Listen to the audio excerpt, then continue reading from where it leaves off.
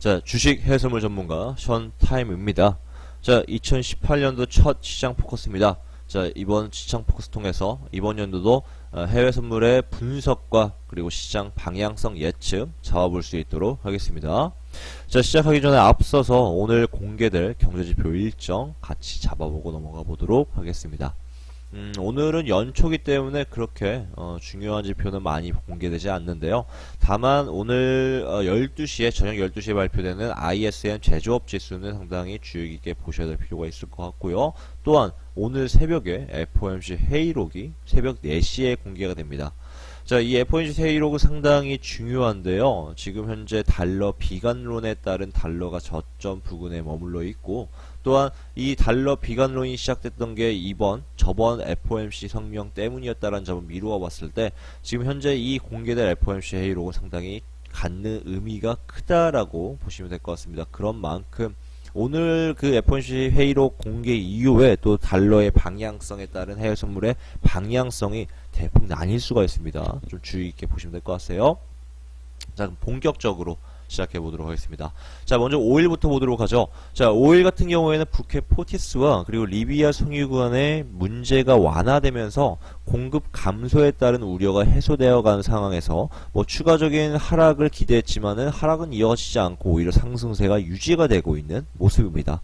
자, 이 상승세가 유지되고 있는 까닭은 오펙 회의 결정이 생각보다 공급 감소에 효과적일 것이다라는 기대감과 더불어서 중국 내 수요가 견고한 탓에 지금 상승세가 유지가 되고 있는 모습이죠. 자, 아직까지는 미국 에너지 정보청이 예고했다시피 비오펙 회원 국가들의 생산량을 주목할 필요는 있습니다.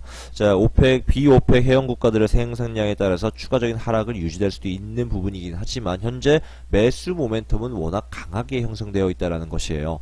자, 58.50 라인을 일단 돌파했습니다. 자, 58.50 라인을 돌파하면서 매수 모멘텀이 계속 유지가 되고 있고요.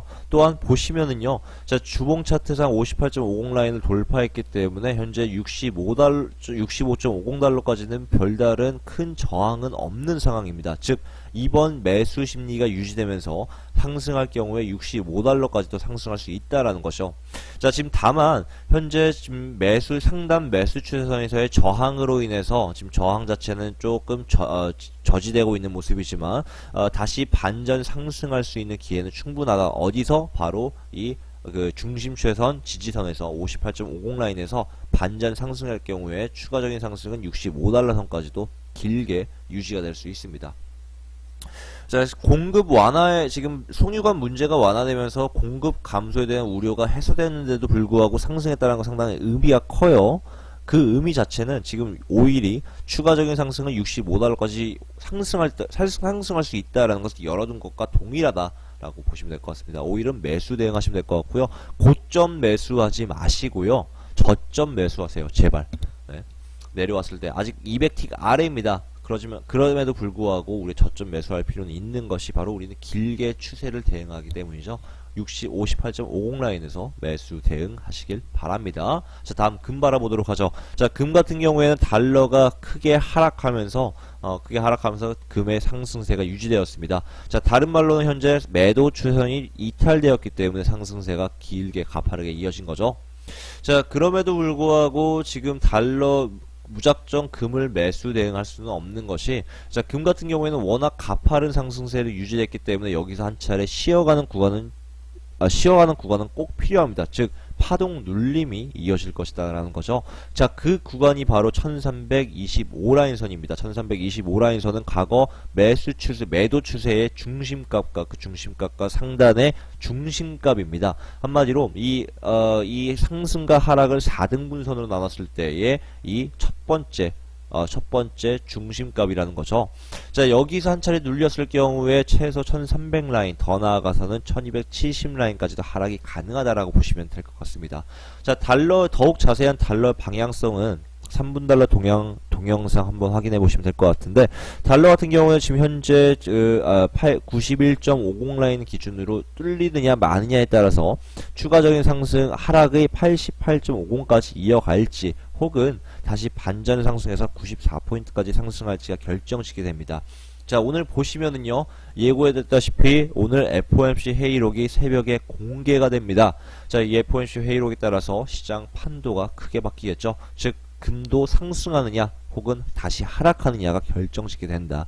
그런 의미에서 따져봤을 때 지금 현재 추세의 갈림길에 놓여있죠. 그랬을 때 1325라인선은 지나치지 말아야 할 중요한 저항선이다 라고 보시면 될 것 같습니다. 왜? 중심값의 중심값이기 때문입니다. 자, 1325라인선 매도 진입 대응하도록 하죠.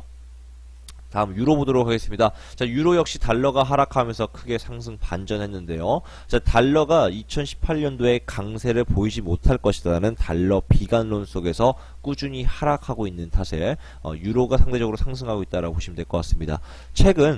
또한 최근 유로존 내에 매파적인 모습을 보이면서 2018년도에 금리 인상도 기대가 되고 있는 부분이죠.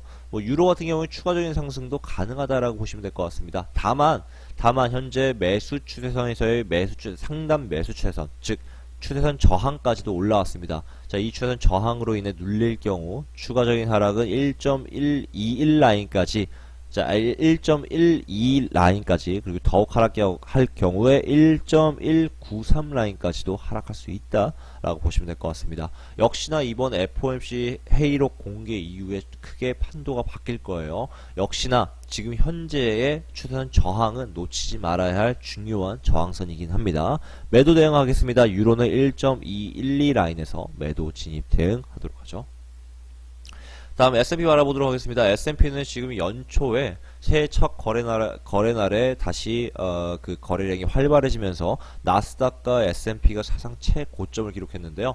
특히나 IT 기술주의 상승이 돋보였습니다. 특히 페이스북, 아마존, 넷플릭스, 구글의 주가가 모두 상승하면서 S&P의 상승세를 유지했다라고 보시면 될 것 같습니다.